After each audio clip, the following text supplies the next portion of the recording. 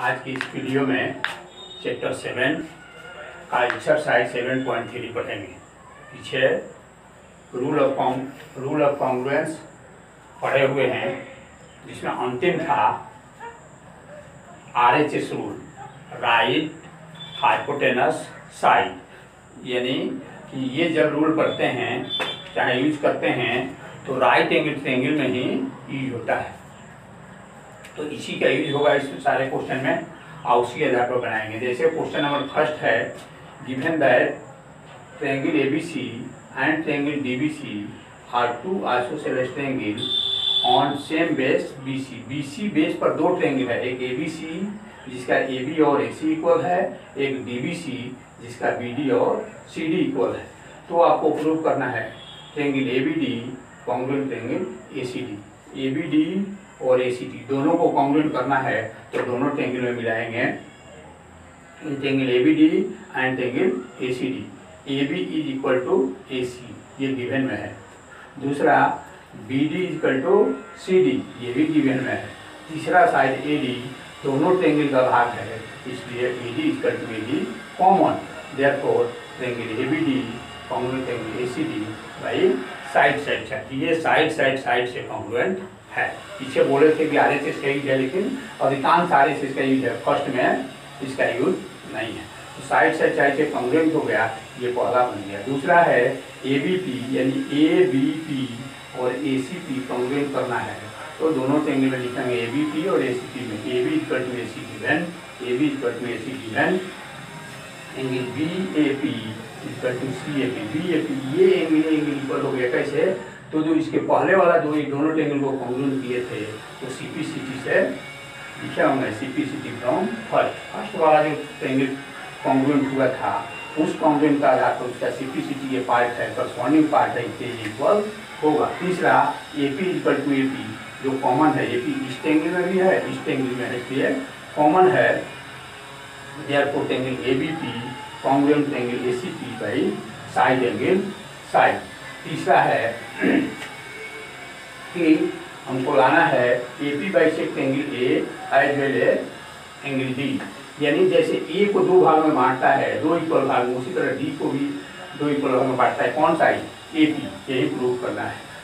ABP congruent ACP from first में ABP और ACP congruent किए थे तो उस आधार पर ये एंगल और ये एंगल इक्वल है, यानी BAD और CAD, BAD और CD पर ये फर्स्ट इक्वेशन हो गया। इसी तरह सिमिलरली BDP ये दोनों ट्रायंगल भी कॉन्ग्रुएंट कर सकते हैं। जब ये दोनों कॉन्ग्रुएंट करेंगे तो CPCT से BDP इक्वल टू CDP, ये सेकेंड इक्वेशन, फर्स्ट और सेकेंड बाई फर्स्ट और सेकेंड इक्वेशन का आधार पर हम कह सकते हैं कि दोनों triangle by first and second equation, by first and second equation पर हम कह सकते हैं कि AP bisect angle A as well angle D। चौथा नंबर में प्रूव करना है कि AP परपेंडिकुलर होगा BC पर और BP बराबर CD भी होगा। सिंस ABP कॉन्ग्रुएंट है ACP के फ्रॉम सेकेंड प्रूफ से, तो CPCT से BP बराबर CD होगा। और एंगल APB इक्वल होगा ACP के। दोनों जब इक्वल है, लेकिन दोनों लीनियर पेयर से ये 180 भी है, दोनों इक्वल भी है, दोनों लीनियर पेयर से 180 भी है, तो दोनों एंगल किसी एक को सेम कर लेंगे, APB और APB कर लेंगे तो 180 होगा, 2APB 180 तो APB 90 होगा। अर्थात AP जो है परपेंडिकुलर भी है BC पर, AP परपेंडिकुलर भी है BC पर और बाइसेक्ट भी काटता है। तो जो लाइन परपेंडिकुलर भी होता है और बाइसेक्ट भी करता है उसी को हम परपेंडिकुलर बाइसेक्टर करते हैं। अतः कह सकते हैं कि AP is perpendicular bisector of BC। Next है क्वेश्चन नंबर सेकेंड में, given that AD is the altitude of isosceles triangle ABC में AB और AC इक्वल है, AD परपेंडिकुलर BC है। तो हमको प्रूव करना है कि BD बराबर CD और AD बाइसेक्ट एंगल A। जो AD दो भाग में बांटा है दो ट्रायंगल के, दोनों ट्रायंगल को कॉन्ग्रुएंट करेंगे, इन ट्रायंगल ADB और ADC। ADB equal to ADC, क्यों? ईच 90 डिग्री है। ए बी बराबर ए सी गिवन है और A D equal to A D common है। यहाँ से देखिए पहले राइट इक्वल था, उसके बाद राइट के सामने वाला हाइपोटेनस इक्वल है, तीसरा साइड इक्वल है, अर्थात RHS से दोनों एंगल कॉन्ग्रुएंट है। जब कॉन्ग्रुएंट है तो बाई CPCT से फर्स्ट में BD बराबर CD हो सकता है, दूसरा BAD बराबर CAD हो सकता है। अतः AD bisects angle A। 4 number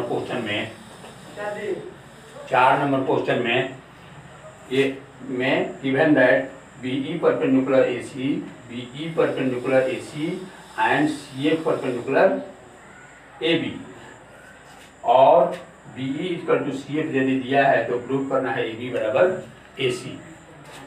दूसरा है कि जब ये प्रूव करना है तो ट्रायंगल BCF और BCE, फिर से एंगल BCF और CBE को कॉन्ग्रुएंट करेंगे। इसके लिए दोनों ट्रायंगल में देखेंगे तो BFC is equal to CEB each 90 degree है, इसलिए BC equal to BC common है और CF equal to BD given है।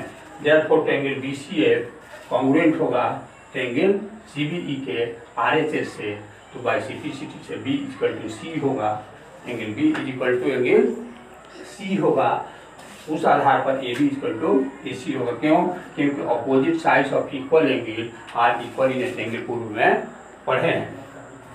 लास्ट है 5 नंबर क्वेश्चन बनाएंगे जिसमें गिवन है given that in triangle ABC AB is equal to AC, दोनों में इक्वल का मार्क दिए हुए हैं और AD परपेंडिकुलर AP परपेंडिकुलर